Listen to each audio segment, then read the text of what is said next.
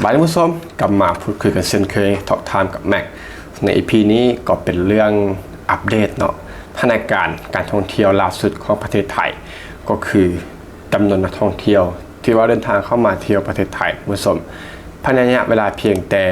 ประมาณ4 เดือนแรกเนาะนี่คือข้อมูลล่าสุดวันนี้ก็คือวันที่4 พฤษภาคมแต่ว่าข้อมูลที่มีการอัปเดตล่าสุดตั้งแต่วันที่1 มกราคม5 วันที่26หรือว่า26 เมษายนคือตัวเลขล่าสุดปรากฏว่านักท่องเที่ยวต่างชาติ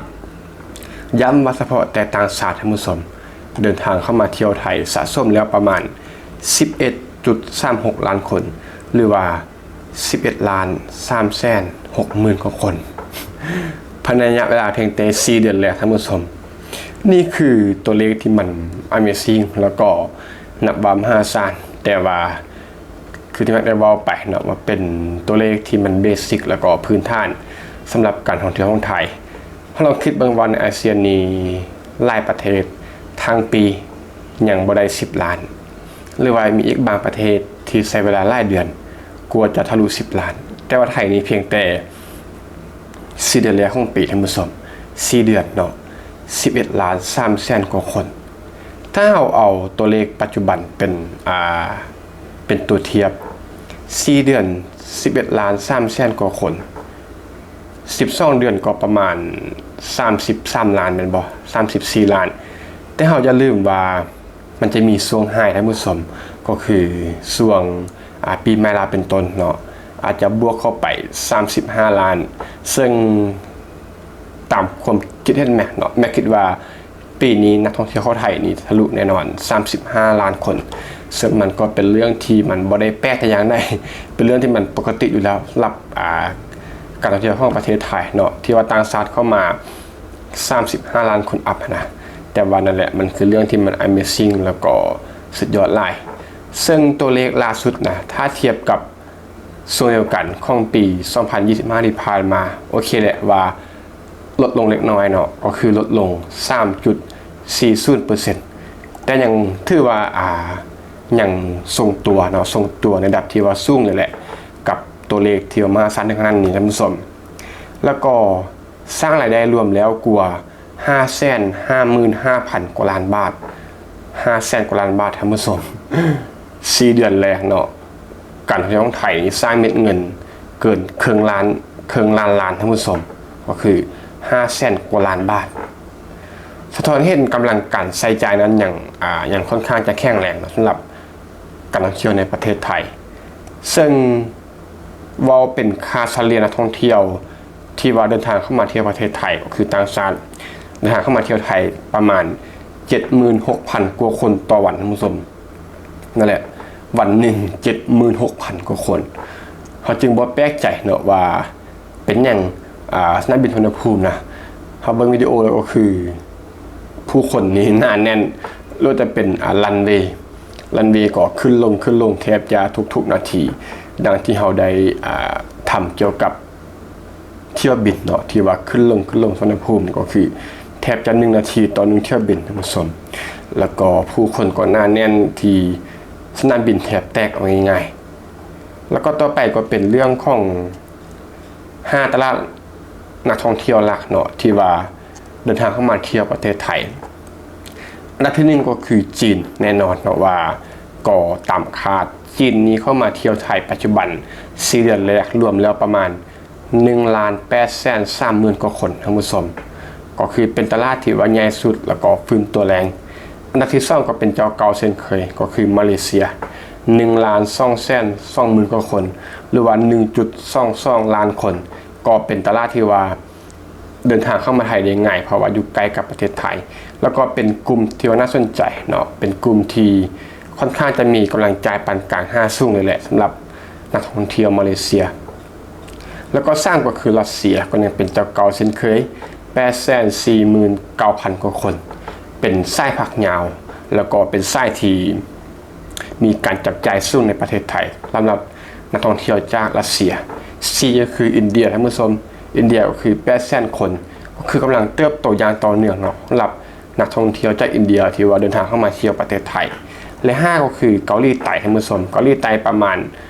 465,000 กว่าคนเป็นตลาดที่ว่าคุณภาพนักท่องเที่ยวที่ใส่ใจสูงเนาะก็เป็นนักท่องเที่ยวที่คุณภาพแหละสำหรับนักท่องเที่ยวจากเกาหลีใต้ซึ่งมุมวิเคราะห์จากข้อนี้ก็คือโครงสร้างนักท่องเที่ยวที่ว่าเข้ามาเที่ยวไทยนั้นเริ่มกระจายความเสี่ยงได้ดีขึ้น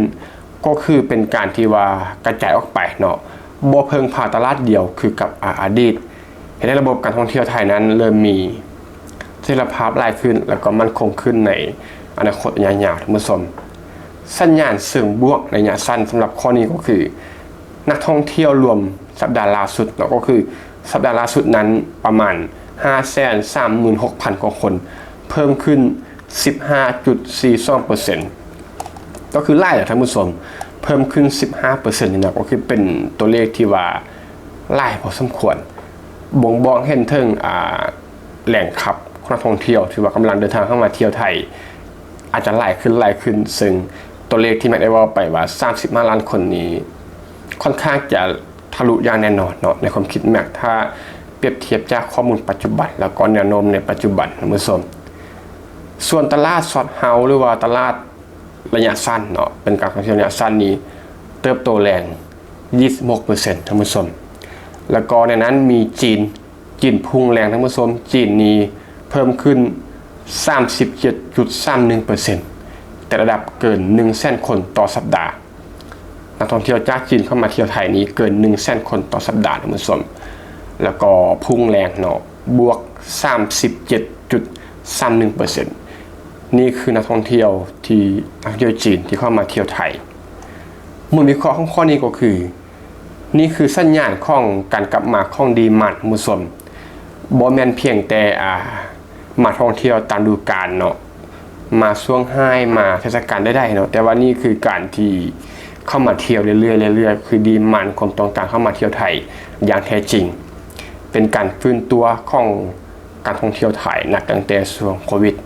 ก็มีการฟื้นตัวอยู่เรื่อยๆเนาะซึ่งตัวเลขปัจจุบันเห็นถึงการยักมาเที่ยวอย่างแท้จริงเนาะบ่ได้มาตามเทศกาลหรือมาตามช่วงฤดูกาลเพียงแต่อย่างเดียวอินไซต์ที่ว่าสำคัญของเรื่องนี้ก็คือตลาดไก่ท่านผู้ชมตลาดไก่บ้านเนาะเป็นตัวเร่งที่ว่าสำคัญซึ่งประเทศที่ไกลไทยซึ่งมันเอาไปจีนเนาะอาจจะบ่ไกลปานใดแต่ก็เป็นตัวขับเคลื่อนหลักอยู่แล้วที่น่าสนใจก็คือมาเลเซียดังที่เราได้พูดคุยกันไปเนาะมาเลเซียนี้เดินทางเข้ามาเที่ยวไทยได้ง่ายต้นทุนต่ำต้นทุนในการเดินทางนะจากมาเลเซียมาไทยง่ายแม่นบ่แต่ว่าค่าใช้จ่ายของนักท่องเที่ยวมาเลเซียมาจ่ายอยู่ไทยนี่ก็ค่อนข้างจะคุณภาพเนาะค่อนข้างจะสูงก็เป็นประเทศที่มีกำลังจ่ายพอสมควรแหละถ้าเทียบกับประเทศอื่นๆที่ว่าใกล้เคียงกับไทยซึ่ง5ปัจจัยที่ว่าหนุนการเติบโตของการท่องเที่ยวไทยในช่วงล่าสุดเนาะ1ก็คือวันหยุดยาวของหลายประเทศท่านผู้ชมเช่นว่าวันแรงงานเนาะก็กระตุ้นการเดินทางระยะสั้นทันที2ก็คือนโยบาย ease of traveling ก็คือการเดินทางสบายลดขั้นตอนเพิ่มความสะดวกเช่นว่าการยกเว้นตม.6แม่นบ่3ก็คือแคมเปญ Touchless Thailand ข้อนี้ก็คือสำคัญเนาะก็เป็นแคมเปญที่สร้างความเชื่อมั่นด้านความปลอดภัยให้กับนักท่องเที่ยวเพราะว่าแคมเปญอันสร้างความเชื่อมั่นนี้มันเข้ากับปัจจุบันเนาะที่ว่าโลกเขากำลังเผชิญกับความพันพ่วนเรื่องของปัญหาต่างๆเหมือนบอกซึ่งไทยก็ใช้ข้อนี้แหละมาเป็นจุดเด่น 4 ก็คือสายการบินที่ว่ามีการเพิ่มเที่ยวบินนั้นเท่ากับซัพพลายรองรับกับดีมานด์ที่เพิ่มขึ้นดีมานด์ของการเดินทางของการท่องเที่ยวที่ว่าต้องการมาเที่ยวไทยเป็นบอกซึ่งการเพิ่มสายการบินก็เป็นการซัพพลายเข้าไปให้กับดีมานด์และ5ก็คือถ้าในการพลังงานในประเทศนั้นมีเสถียรภาพเท่ากับลดความกังวลของต้นทุนในการเดินทางในระหว่างการท่องเที่ยวเพราะว่ายกตัวอย่างเช่นถ้าประเทศใดที่พลังงานอาจจะบ่แน่นอนเนาะคาดเกินราคาแพงได้นักท่องเที่ยวก็มีความลังเลที่จะเดินทางไปนอกจากจะจ่ายในราคาที่แพงแล้วในการเดินทางท่องเที่ยวก็ยังมาลุ้นว่าจะมีน้ำมันให้เติมหรือบ่เนาะแต่ว่าไทยก็บ่ค่อยมีปัญหากับเรื่องนี้นี่ก็คือ5ปัจจัยล่าสุดที่หนุนการท่องเที่ยวของประเทศไทยท่านผู้ชมที่ว่าฟังว่าจุดนี้เนาะมี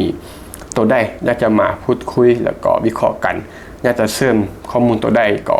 เต็มที่ท่านผู้ชมเอามาแลกเปลี่ยนพูดคุยกันแม็กนั้นได้อ่านทุกคอมเมนต์แล้วก็พยายามจะตอบกลับกับท่านผู้ชมทุกท่านอย่างแน่นอนและพีนี้ก็ต้องขอบคุณทุกท่านที่มารับชมรับฟังพบกันใหม่พีต่อไปขอขอบใจ